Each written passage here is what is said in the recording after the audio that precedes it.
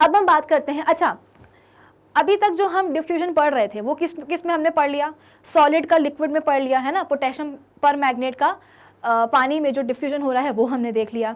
Gases का हमने, 2 gases का हमने डिफ्यूजन देख लिया कि अगरबत्ती की खुशबू एयर में जाकर के मिक्स हो गई है।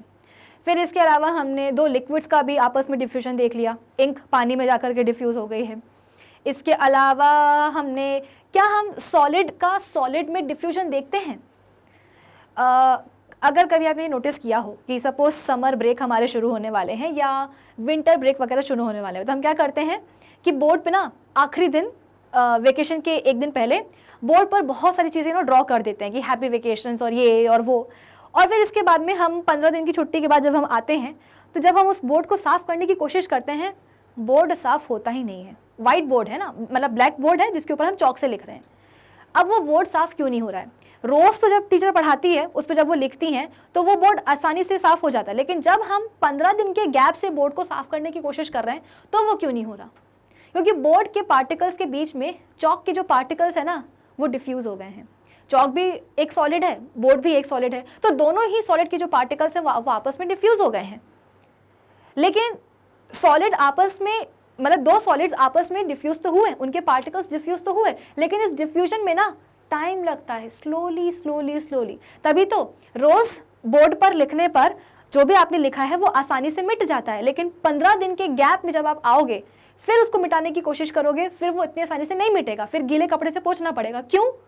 क्योंकि 15 दिन के गैप में चौक के जो पार्टिकल्स हैं वो बोर्ड के पार्टिकल्स के साथ डिफ्यूज़ हो गए हैं। तो प्रॉपरली डिफ्यूज़ होने में, 2 अलग अलग सॉलिड के पार्टिकल्स को आपस में डिफ्यूज़ होने में समय लग गया, 15 से 20 दिन लग गया।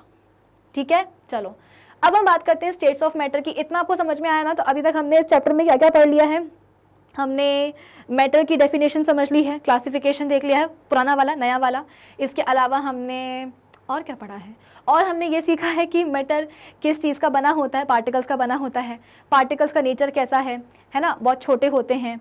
और इसके अलावा हमने कुछ पार्टिकल्स की कैरेक्टरिस्टिक्स को भी डिस्कस कर लिया कि कंटिन्यूसली मूव करते रहते हैं, है ना। और इसके बाद में और क्या पढ़ा है? पार्टिकल्स की कैरेक्टरिस्टिक्स हमने और कौन कौन से पढ़े हैं?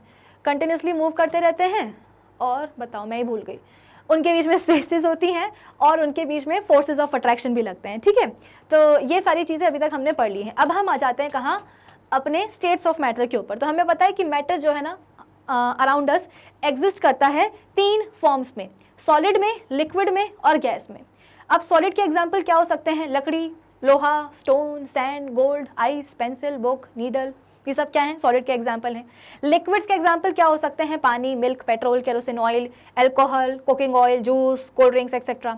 गैसेस के एग्जाम्पल क्या हो सकते हैं? Air, oxygen, nitrogen, hydrogen, ammonia, carbon dioxide, compressed natural gas, ये सब क्या हैं? गैसेस के एग्जाम्पल्स हैं।